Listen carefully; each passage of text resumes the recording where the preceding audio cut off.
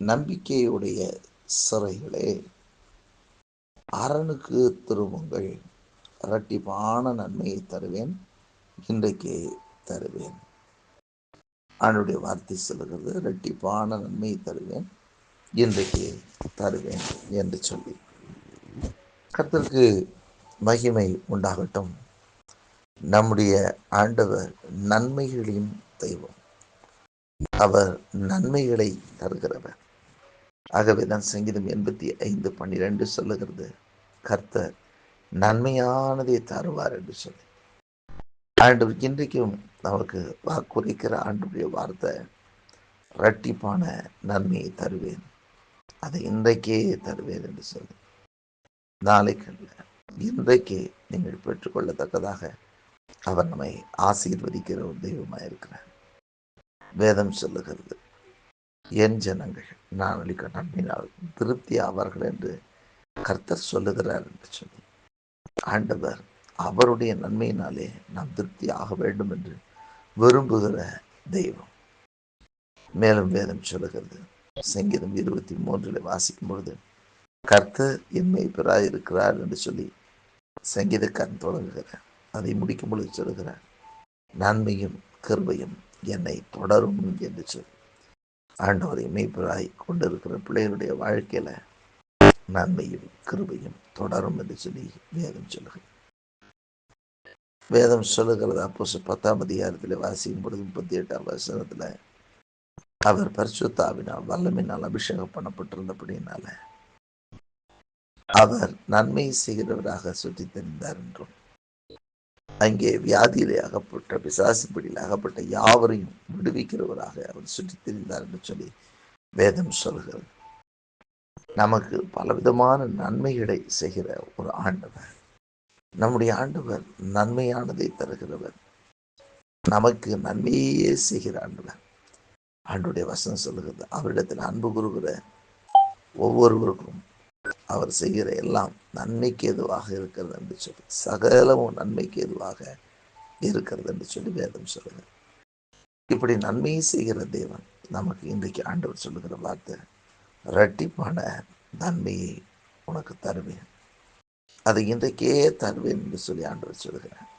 நம்பிக்கைக்குரிய சிறைகளே, கர்த்தரிடத்தில் திரும்புங்க, ஆண்டவரிடத்தில் வாங்க, அப்பொழுது நான் உங்களுக்கு இரட்டிப்பான நன்மையை தருவேன் என்று சொல்லி சொல்லுகிறதை பார்க்கிறோம். ஆகவே தான் சொல்ல, அரணுக்கு திரும்புங்க, கர்த்தரிடத்திற்கு நீங்கள் திரும்புங்க. அவரே நமக்கு அரணான கோட்டை. அவரிடத்துக்கு நீங்கள் திரும்புங்கள், கர்த்தரிடத்தில் திரும்புங்கள்.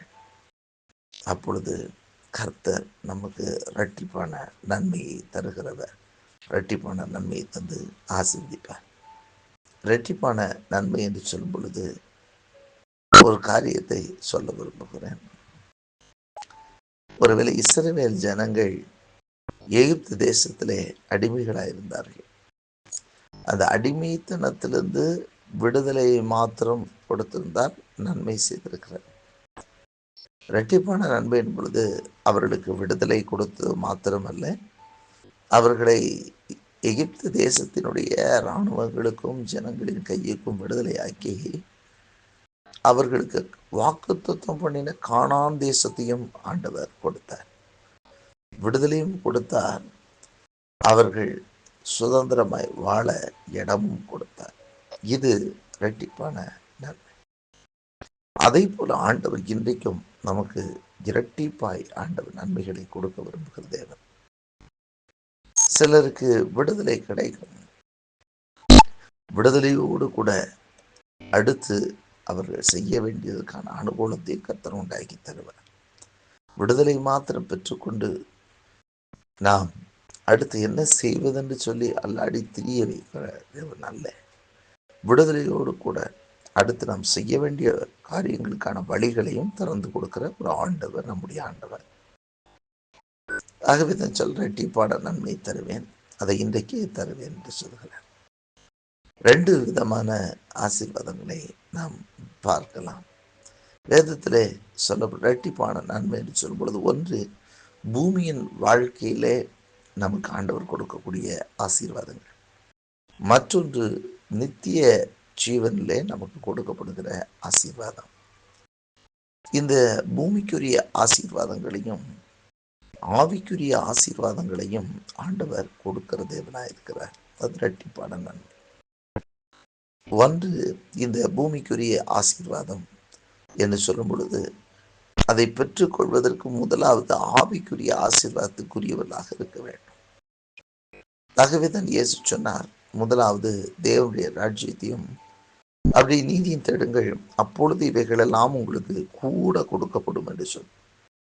முதலாவது தேவனுடைய ராஜ்யத்தையும் அவருடைய நீதியையும் தேடும் பொழுது இவைகள் எல்லாம் கூட கொடுக்கப்படும் என்று சொல்லும் பொழுது இங்கு ரெண்டு விதமான ஆசீர்வாதங்கள் சொல். தேவனுடைய ராஜ்யத்தையும் நீதியும் தேடும் பொழுது நாம் ஆவிக்குரிய ஆசீர்வாதத்தை பெற்றுக்கொள்ளுகிறோம். அவைகளை பெற்றுக்கொள்ள நாம் தகுதியுடையவர்களாய் மாறும் பொழுது, பரலோக ராஜ்யத்துக்கு சொந்தக்காரர்களாய் நாம் மாறும் பொழுது பூமிக்குரிய நன்மைகளை எல்லாம் அவரே கூட கொடுக்கிற தெய்வமாய் காணப்படுகிறார். நம்முடைய வாழ்க்கையிலே நிறைவுகளை பெற்றுக்கொள்ள செய்கிற தேவன். அப்போ உன்னதத்தின் பலத்தை ஆவியினாலே நாம் நிரப்பப்படுவோம் என்று சொன்னால் அதற்குரிய ஆசீர்வாதங்கள், பூமிக்குரிய ஆசீர்வாதங்கள் கர்த்தர் கொடுத்து வழி நடத்துகிற தெய்வமாய் இருக்கிறார். ஆகவே தான் ஆண்டவராய் இயேசு சொன்னார், நீங்கள் என்னுடைய ராஜ்யத்தை, என் நாமத்து நிமித்தம் நீங்கள் எதை இழந்தாலும் இந்த பூமியில 100 மடங்கு பெற்றுக்கொள்வீர்கள் என்று சொல்லி. அது மாத்திரமல்ல, மறுமையிலே என்னோடு கூட சிங்காசனத்திலே வெற்றிருந்து நியாயசனங்களிலே வெற்றிருந்து நீங்கள் நியாயம் விசாரிக்கப்படாய் இருப்பீர்கள் என்று சொல்லி, அப்படியால் 2 விதமான ஆசீர்வாதங்களை கொடுக்கிற ஆண்டவர். ஆண்டவராய் இயேசு கிறிஸ்து இந்த பூமியில நமக்காக மனிதனாய் பிறந்து நம்முடைய பாவங்கள், நம்முடைய சாபங்கள், அக்கிரமங்கள், மீறுதல்கள் எல்லாவற்றையும் ஏற்றுக்கொண்டு நமக்காக மரித்து அடக்கம் பண்ணப்பட்டு 3வது நாள் உயிரோடு எழுந்து உன்னதத்திலே நமக்காக வீற்றிருந்து நமக்காக பரிந்து பேசிக் கொண்டிருக்கிற ஆண்டவர் இந்த பூமிக்குரிய ஆசீர்வாதங்களை முதலாவது நம் மீது அவர் வைத்து ஆஸ்வதிக்கிறார். அவைகளை நாம் பெற்றுக்கொண்டு வாழ நம்மை ஒப்புக் கொடுக்கும் போது ஆவிக்கு எல்லா விதமான ஆசீர்வாதங்களையும், ஆவிக்குரிய ஆசீர்வாதங்களை கொடுக்கிறார். அதோடு கூட மற்ற எல்லா ஆசீர்வாதங்களையும் நமக்கு தருகிறார்.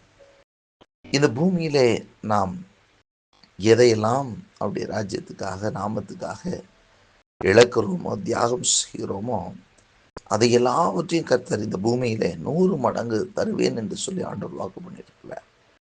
என் நாமத்து நிமித்தம் நீங்கள் தகப்பனையாவது, தாயாவது, பிள்ளைகளையாவது, மனைவியாவது, நிலங்களையாவது, வீடுகளையாவது இழந்தீர்களானால் அதை இம்மையிலே 100 மடங்கு நான் உங்களுக்கு தருவேன் என்று சொல்லி வாக்கு பண்ணுகிறார்.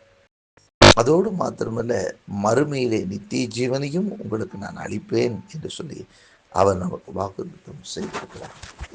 ஆகவே பூமிக்குரிய ஆசீர்வாதங்களோடு மாத்திரமல்ல, அவர் ஆவிக்குரிய உன்னத ஆசீர்வாதங்களும் பரலோகத்துக்குரிய பொக்கிஷங்களையும் நமக்கு கொடுத்து நம்மை ஆசீர்வதிக்கிற ஒரு தேவனாய் இருக்கிறார். ஆகவே இன்றைக்கும் கூட ஆண்டவருடைய வாக்கின்படி இரட்டிப்பான நன்மை தருவேன், அதை இன்றைக்கே தருவேன் என்று சொன்னவர் ஆவிக்குரிய ஆசீர்வாதங்களையும் பூமிக்குரிய ஆசீர்வாதங்களையும் கர்த்தர் நிறைவாய் தந்து ஒவ்வொருவரையும் ஆசீர்வதிப்பாராக. கர்த்தருடைய ஆசீர்வாதம் யாவர் மேலும் பலிக்கட்டும். ஆண்டவர் சொன்ன வசனம் ஒவ்வொரு நபர்கள் மேலும், ஒவ்வொரு குடும்பத்தின் மேலும் அது செயல்படும்படியாக